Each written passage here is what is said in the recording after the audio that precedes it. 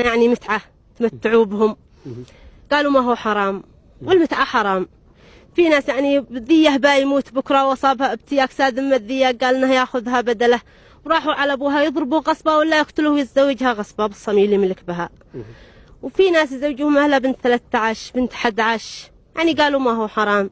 في ناس يعني بيدوا لهم بنات في الجبال، بنات بالجبال يستعملوهم ويلعبوا بهم دور، قالوا ما عاد عليهم شيء أثام، إنهم جاهدين في سبيل الله. وين ذا جهاد؟ هذا جهاد؟ لا ما هو جهاد، هذا كفر بالدين، هذا كفر. لا في بنت ما قد مات زوجها، اقتتل زوجها بزها وقد يزوجوها بواحد من المجاهدين ركض أسبوع، بيقولوا خلاص زوجها راح، زوجها ما في أثام.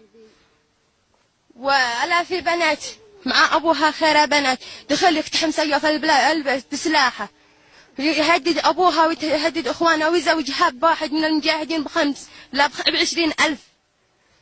وكيف مرأة تبتاع ب20,000؟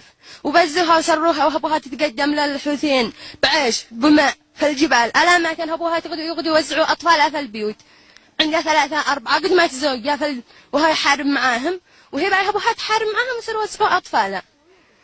والأطفال اللي خرجوا ذا الحين بين ذي اللبس قالوا حرام أمريكي هذا اللبس، ومسكوا الولد وضربوه. ذا إيش بذنبه يضربوا ذا الولد؟